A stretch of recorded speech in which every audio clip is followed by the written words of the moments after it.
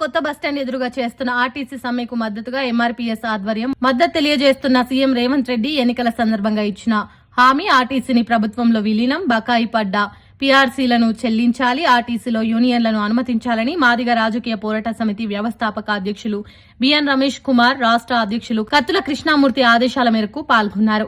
రాష్ట్ర ప్రభుత్వం తక్షణమే ఆర్టీసీ కార్మికులను చర్చలకు పిలిచి సమస్య పరిష్కారం చేయాలని డిమాండ్ చేస్తున్నారు. లేదంటే ఉద్యమం ఉధృతం చేస్తామని రాష్ట్ర ప్రభుత్వాన్ని హెచ్చరిస్తున్నారు.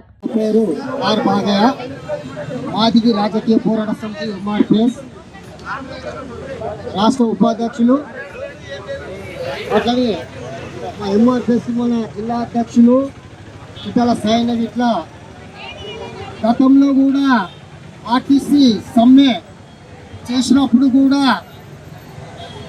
నిరంతరం రోజు కూడా మేము మద్దతు తెలపడం జరిగింది.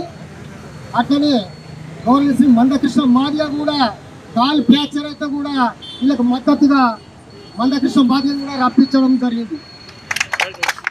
ఇప్పుడు కూడా ఆర్టీసీ కార్మికులకు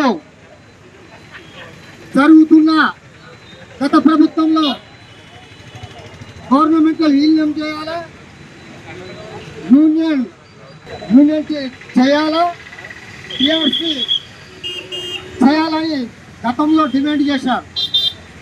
అప్పుడు ప్రభుత్వం హామీ ఇచ్చింది. కానీ ఆ ప్రభుత్వం పోయినాక మళ్ళా ఈ ప్రభుత్వం వచ్చినాక ఎక్కడ వేసుకున్న గొంగడి అక్కడనే ఉంది, ఎక్కడ చూసిన చెప్పులు అక్కడనే ఉన్నాయి. కార్మికుల సమస్య ఇవాళ ఇంతవరకు కూడా న్యాయం చేయకపోవడము ఇది సిగ్గుచేటు.